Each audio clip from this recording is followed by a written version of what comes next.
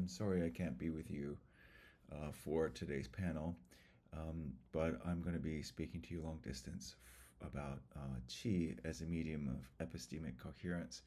There's a QR code on the bottom right, and which will come up later in this talk, which is an image you can scan to explore the graphical image I've got on the left-hand side of the screen here. So one of the things that Qi is emerges in the midst of certain European discourses and some of the attractions that draw people's attentions to Qi is its answer to certain kind of Western binaries that are set up in European philosophical, political, cosmological discourses. Descartes' dualist ontology of mind and body, notably the link that crosses those two, that ontological boundary. Dualism is also an Orientalist or Arabic incursion into Western thought, which is the notion of animal spirits. Kant, of course, poses this problem of the unknowable noumenon, or the Ding an sich, that cannot be known. Husserl responds to this problem through phenomenology, portraying this as a means to sort of pay attention to the mutual imbrication of subject and object in the act of perception. And other kinds of binaries, for example, are those described by Bruno Latour, the problem of the representational theory of knowledge, of objective knowledge, and science continually trying to match up to, but never being able to reach reality, where where science is a representation in the abstract subjective mind. And he talks about the salto mortale, this leap between the impossible leap between the knowing subject and the observed object. This graphic of Zeno's paradox sort of gives us that impression that no matter how far scientific method advances, it is constantly falling short of actually describing reality beyond it. Now, these kind of dualisms and impossibilities and paradoxes are happily resolved by certain readings of Qi, right? And so this is one of the primary attractions to A.C. Graham, who articulates Qi as something which is, participates in all elements of the known world, both the material and the individual, one's individual being. This is also a strong focus for Yasuo Yuasa, who dives deep into phenomenological readings of East Asian body. It talks about the dark body, which is that which is kind of beneath the level of conscious control, but which acts and is trained and interacted with through acts of East Asian self-cultivation. His models are things like ikebana, karate, chan, or zen, and towards the end of his work, he starts to also consider that other kinds of self-cultivation practices, such as visualizations of body gods and Taoist meditations, should also be included in this domain of what he calls the dark body.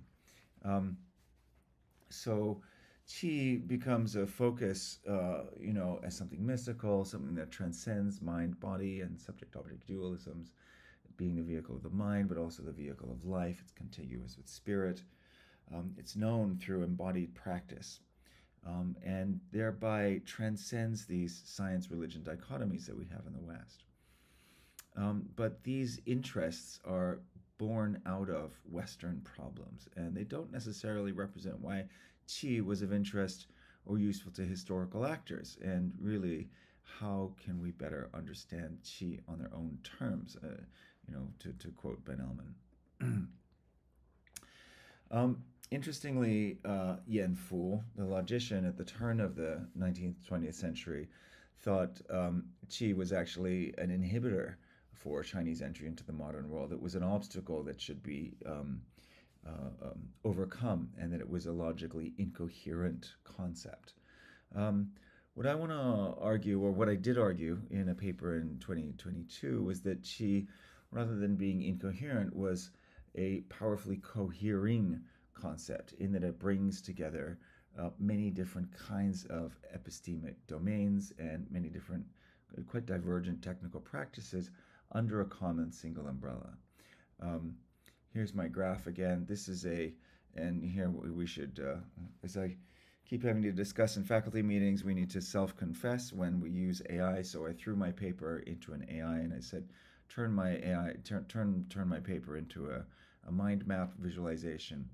And so this is what it produced. It's not ideal. There are many dimensions that are not included in the paper, but it's useful for giving us a very loose impression. So if we look at qi, for example, as a general kind of object, we can see that it's coherent towards, it moves into the dimensions of food, astronomy and weather, martiality or qigong practice, and calligraphy and the arts, as well as others. There are other domains that are not included here. For example, political control, political governance. It is in fact the qi rising. It's in the Lü Shi Chunqiu by Lü Buwei, the advisor to the first emperor of China, Qin Shi Huang, who brings qi and yin yang and wu xing, into common discourse when he interprets these 5 agent kind of symbols of the rise of different eras of political rule as different types of qi rising, whether it's the fire qi as a sign for that the livery of the rule should be red, whether it's yellow qi, the mole crickets rising is a symbol of this rule, and then for Qin Shi Huang, of course, he advises him that it's the water qi that is rising and that it is ascendant, and so the livery of the Qin dynasty should be black. So there are political dimensions as well that aren't included in here, and I'll have a little bit more to say about that later. And so you can extend out and then look at different kinds of observational practices connected to astronomy and weather. Obviously, calligraphy and the arts and music have their own both epistemic and technical practices. Cooking and food has its own domain of cultural practice, but that also connects to medical domains. And when we look at the martial arts and qi, these are also sort of coterminous with self-cultivation practice.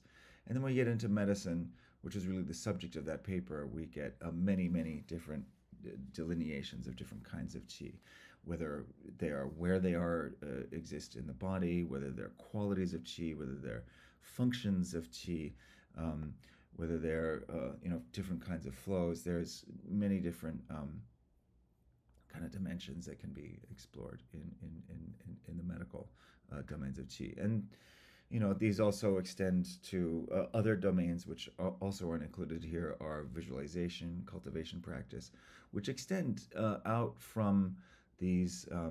Here the square is qigong practice, but we could include its antecedents such as daoyin and xing qi, or the circulation of qi through the body. And so they're coterminous domains of practice, but they're not identical.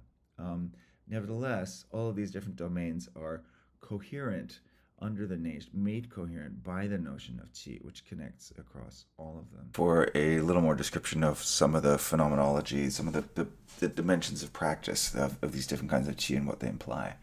How, in fact, are these different kinds of qi known? Well, these are all extremely divergent, right? So qi in the channels, for example, is something that an acupuncturist knows because it's when you stimulate an acupuncture point, you get a twinge that goes up and down the channel, right? That's one way in which it's known. Of course, it's theorized and it's described in charts. Lan Li has done this fantastic book on different charts or body maps, and how they are known through the epistemic practice of drawing, right? But you might link that to these two different kinds of qi, yin qi and wei qi, right? Defensive qi and guard qi, that are theorized in the Huangdi Neijing. They're known to nourish the exterior. It's the fullness of qi along the surface of the skin. The ability to have that defensive layer on the outside is supported by the nutritive qi, the yin qi. This is a military metaphor, so this is compiled at a time when Han Dynasty was busily conceptualizing and defending itself as a bordered state, and devising military practices and sort of transmission technologies to send the transport qi and supplies up to preserve that state. So it's a human resources and placement, channeling of resources kind of framework or thinking. How do you know it? For Chinese medical practitioners, they're knowing it through the patient's ability to sweat, for example, the abilities of the pores to open or close, or redness of the skin. So by observing lots of changes in the surface of the skin, this is how Chinese medical doctors were thinking about qi there. As a practitioner of qigong, for example, or Daoyin, at least in modern day practice, they will describe when you have done a really good qigong practice, your fingers will become fat, right, and pudgy, as if they had edema or retaining water. But they say this is not water, this is qi that has come in temporarily during your qigong practice, and actually a few minutes after you do the practice, it goes away, right? So these are kind of, it's a very different way of knowing than what the physician is observing in terms of your patient's description of their sweating practice, right?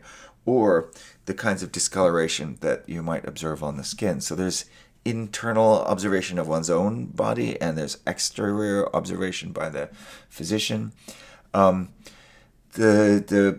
qi that follows with blood, right? This notion of qi and blood is a way of theorizing the fluidity or the tongness, let's say, the penetrating or unobstructedness of fluids in the body, qi being a fluid and blood being a fluid.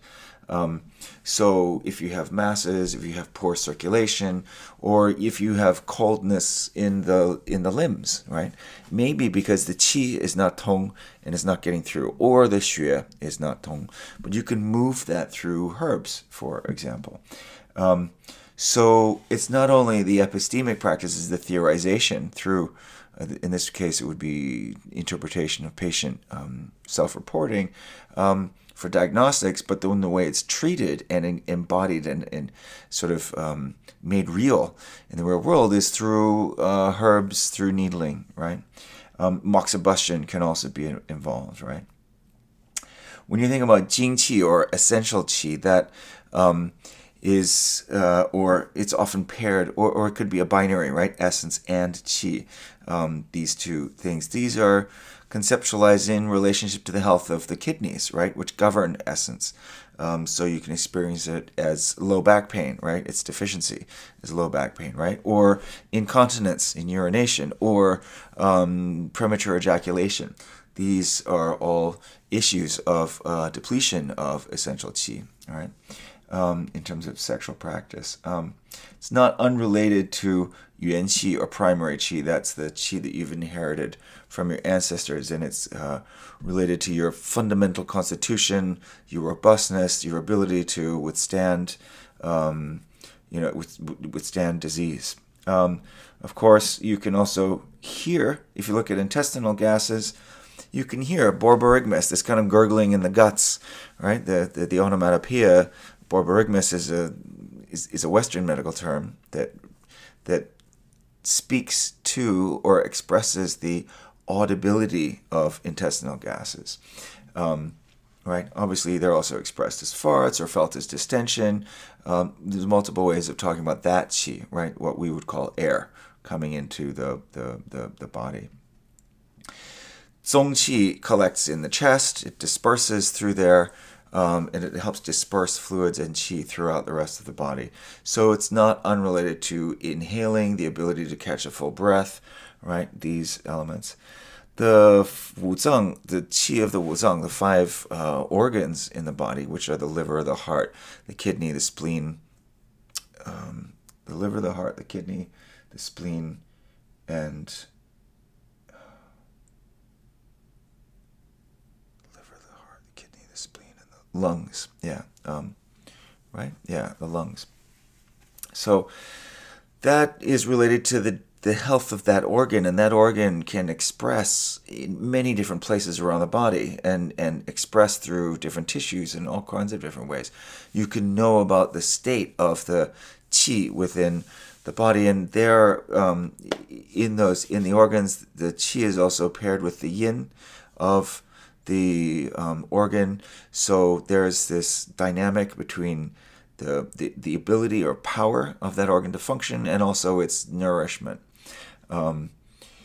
Yeah, we could go on and on. There's a lot of different qi. Really, you want to read the article and then follow from there to get more. Of course, zhen qi or zheng qi, these two kinds of qi are quite closely related. They're almost homonyms, but they do have different manifestations. But they are derived in part from grain qi, right? It's this combination of breathing and grain qi, and grain qi being digested in the stomach. So there is this relationship between this true qi that's kind of expressing through all these different typologies that I've just described along here. And that itself is derived from cooking and food. And then cooking has its own aspects, right? When you talk about the post-digestive qi that you get from food, you have the pre-digested flavors of qi, the smells of qi, the sapor, the experience that it excites on the palate. And these powers, Uncle Roger has recently made this qi extremely widely spread because everyone now knows the term wok hei, right, or the qi of the pot, the guo qi, and that's as much the kind of the scorch and the smell, maybe the sweat of the cook, the atmosphere that goes into the cooking of it, and that's part. It speaks to the expressed the environment within which the food is composed, the dynamism of the chef, right? The heat of the flame in the pot, the layers of cooking that have taken place in the pot itself. It has its own flavors and an ability to impart flavor. What's in the air around? Are you cooking in a night market or are you cooking in a hermetically sealed lab? Which one do you think has more wok hei? Of course, it's the one in the marketplace. So the qi, suddenly what we described as something internal related to the lungs, through that's come into the body through food, but in fact that gu qi has been impacted and flavored by the environment, right? The production, the dynamism, the production of that food. So these are all very, very different epistemic practices, very, very different knowledge domains. Let's talk a little bit, since this is a religion seminar, religion conference, the self-cultivation practices that are there in Qigong that are also, related to those that you use in martial arts, right? Now, martial arts are considered the hard style. Qigong or inner practice is considered like soft style, at least in modern parlance, right? But these are different kinds of expression. Also, there was the kind of qi that is described in observing an army, a general looking at an opponent's army and seeing whether or not they have courage, yongqi, if there's an esprit de corps, right? We also have that notion of a common substrate, a commonality that bounds the community of soldiers together in English, right? Or French, the esprit de corps. And that was part of military strategy and took part among the other calculations that generals might use, including the lay of the land, the geography, including calculating the weather, including calculating the season, and possibly the lucky fortunes of different calendrical days. They would all be part of military strategic framework about how to organize a battle. Um, so qi is following across many different domains of not always embodied practice, but definitely they are embodied in that we all require bodies to know, even if we know through abstract means like mathematical calculation or writing.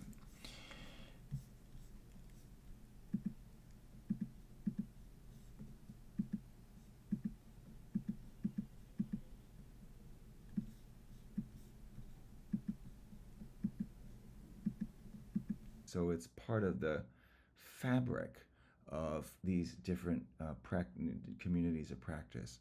Um, and I think this is a conversation that is not just limited to the beginning of the early Chinese Empire.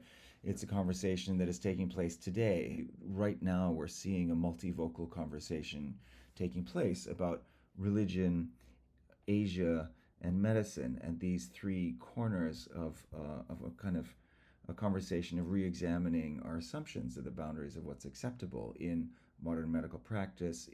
And it's taking place, for example, it's animating a large exhibit, which I've been lucky to be involved in the upcoming WHO Global Summit on Traditional Medicine. So I think we can see that the qi is, in fact, having continuities across time and across region and across multiple domains of practice.